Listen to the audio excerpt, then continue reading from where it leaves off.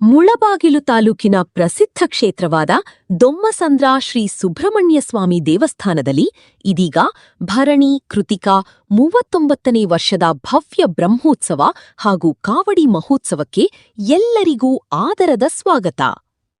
ಮುಳಬಾಗಿಲು ತಾಲೂಕಿನ ಮಲ್ಲನಾಯಕನಹಳ್ಳಿ ಗ್ರಾಮ ಪಂಚಾಯಿತಿ ವ್ಯಾಪ್ತಿಯ ದೊಮ್ಮಸಂದ್ರ ಗ್ರಾಮದಲ್ಲಿ ನೆಲೆಸಿರುವ ಶ್ರೀ ಶ್ರೀ ಶ್ರೀ ಬಂಗಾರು ಸತ್ಯವೇಲು ಮುರುಗನ್ ದೇವಸ್ಥಾನದಲ್ಲಿ ಈ ಭವ್ಯ ಧಾರ್ಮಿಕ ಉತ್ಸವ ಆಯೋಜನೆಗೊಂಡಿದೆ.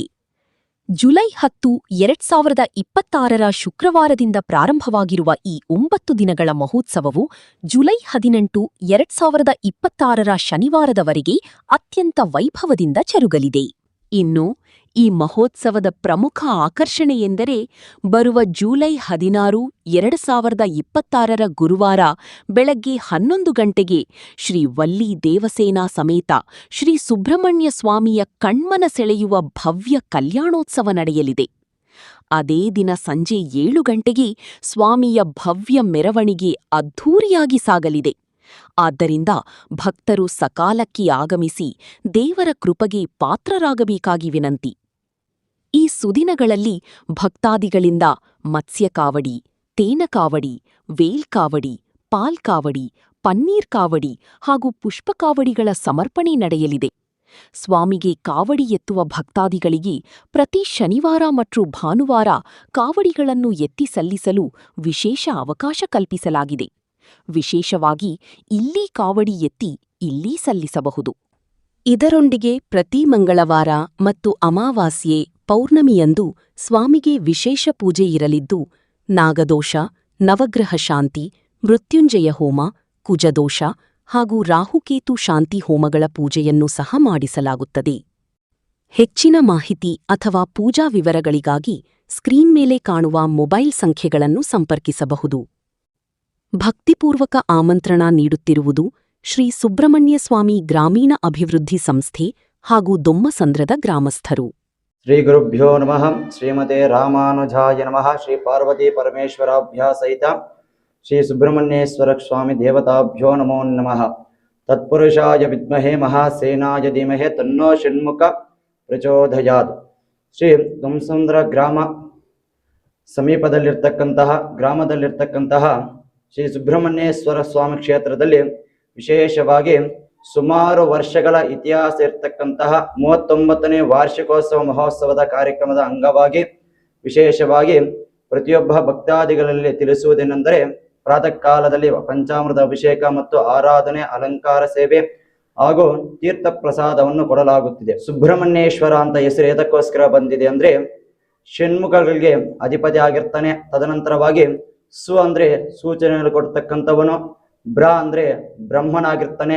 ಆ ಬ್ರಹ್ಮನಿಗೆ ಎಲ್ಲಾ ವಿಷಯಗಳನ್ನು ಕೂಡ ಬೋಧನೆ ಮಾಡಿರ್ತಕ್ಕಂಥ ವಿಷಯದಿಂದಲೇ ಆತನಿಗೆ ಸುಬ್ರಹ್ಮಣ್ಯೇಶ್ವರ ಅಂತ ಹೆಸರಿರುತ್ತೆ. ಅದೇ ರೀತಿಯಾಗಿ ನಾನಾ ಹೆಸರುಗಳಿಂದ ಕರೆಯುತ್ತಾನೆ. ಆತನನ್ನ ಷಣ್ಮುಖ ಅಂತ ಕರೆಯುತ್ತಾರೆ, ಸುಬ್ರಹ್ಮಣ್ಯೇಶ್ವರ ಅಂತ, ಸ್ಕಂದ ಅಂತ ಕರೆಯುತ್ತಾರೆ. ಎಲ್ಲಾ ವಿಷಯಗಳಲ್ಲಿ ಕರೆದರೂ ಕೂಡ ಆ ಭಗವಂತ ನಮ್ಮ ಹೆಸರುಗಳಲ್ಲಿ ಎಷ್ಟೇ ಕರೆದರೂ ಕೂಡ ಆ ಭಗವಂತನು ನಮ್ಮ ಮಾತುಗಳೆಲ್ಲ ಕೂಡ ಸ್ವೀಕರಿಸುತ್ತಾನೆ.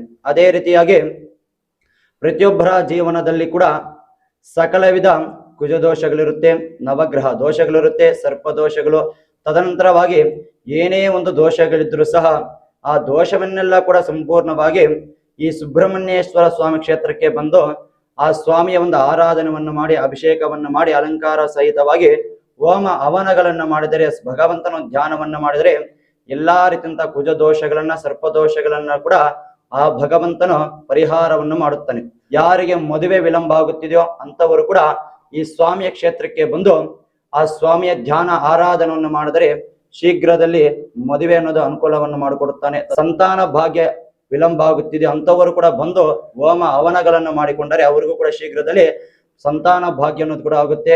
ಕಾಲಕ್ರಮೇಣವಾಗಿ ಮಾನವರ ಜೀವನದಲ್ಲಿರ್ತಕ್ಕಂತಹ ಕಾಲಸರ್ಪ, ವಿಷಸರ್ಪ ಏನಿದೆಯೋ ಆ ಸರ್ಪದೋಷಗಳು, ಕುಜದೋಷವೆಲ್ಲವನ್ನು ಕೂಡ ಈ ಭಗವಂತನು ಪರಿಹಾರವನ್ನು ಮಾಡುತ್ತಾನೆ. ತದನಂತರವಾಗಿ ಎಷ್ಟೇ ಜನಗಳಿಗೆ ಕೂಡ ನಾನಾ ರೀತಿಯ ಸರ್ಪದೋಷಗಳನ್ನು ಕೂಡ ಈ ಕ್ಷೇತ್ರಕ್ಕೆ ಬಂದ ತಕ್ಷಣ ಎಲ್ಲವನ್ನು ಕೂಡ ಪರಿಹಾರವನ್ನು ಮಾಡಿದ್ದಾನೆ. ತದನಂತರವಾಗಿ ಬಂಧು ಬಾಂಧವ ವರ್ಗದವರೆಗೂ ಎಲ್ಲರಿಗೂ ಕೂಡ ಒಂದು ಮದುವೆಯ ಅನುಕೂಲವನ್ನು ಕೂಡ ಮಾಡಿಕೊಟ್ಟಿದ್ದಾನೆ. ಹಾಗಾಗಿ ಆ ಭಗವಂತನ ನಂಬಿ ಇಲ್ಲಿಗೆ ಬಂದರೆ ಸಮಯ ತಕ್ಕಂತೆ ಕೂಡ ಫಲವನ್ನು ಆ ಭಗವಂತನು ಕೊಡ್ತಾ ಇರ್ತಾನೆ. ಹಾಗಾಗಿ ಆ ಸುಬ್ರಹ್ಮಣ್ಯೇಶ್ವರ ಸ್ವಾಮಿ ಕ್ಷೇತ್ರಕ್ಕೆ ಸಕಾಲದಲ್ಲಿ ಭಕ್ತಾದಿಗಳೆಲ್ಲರೂ ಕೂಡ ಬಂದು ಆ ಸ್ವಾಮಿಯ ದರ್ಶನವನ್ನು ಪಡೆದರೆ ಎಲ್ಲಾ ರೀತಿಯಂತಹ ಕಷ್ಟಗಳು ಕಾರ್ಪಣ್ಯ ಎಲ್ಲವನ್ನು ಕೂಡ ಪರಿಹಾರವನ್ನು ಮಾಡುತ್ತಾನೆ. 16/7/2026 ಗುರುವಾರದಂದು 11 ಗಂಟೆಗೆ ವಳ್ಳಿ ದೇವಸೇನಾ ಸಮೇತ ಸುಬ್ರಹ್ಮಣ್ಯೇಶ್ವರ ಸ್ವಾಮಿಗೆ ತಿರುಕಲ್ಯಾಣ ಮಹೋತ್ಸವ ಕಾರ್ಯಕ್ರಮ ಇರುತ್ತದೆ.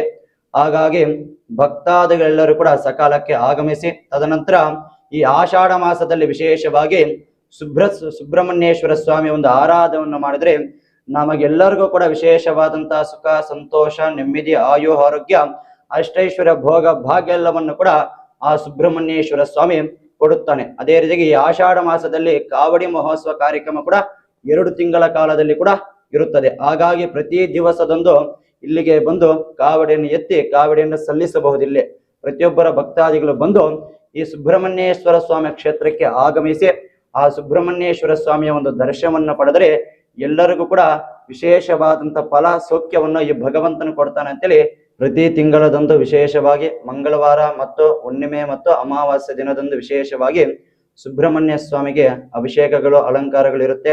ಕಾವಡಿ ಎತ್ತಕ್ಕಂತಹ ಭಕ್ತಾದಿಗಳು ಯಾರಿದ್ದಾರೋ ಇಲ್ಲಿಗೆ ಬಂದು ಕಾವಡಿಯನ್ನು ಎತ್ತಿ ಇಲ್ಲೇ ಬೇಕಾದ್ರೆ ಸಲ್ಲಿಸಬಹುದು. ಎಲ್ಲದಕ್ಕಿಂತಲೂ ಕೂಡ ದೇವಾಲಯ ಅತಿ ಸುಂದರವಾದ, ರಮಣೀಯವಾದ, ಅದ್ಭುತವಾಗಿ ಸ್ಥಳವಾಗಿದೆ.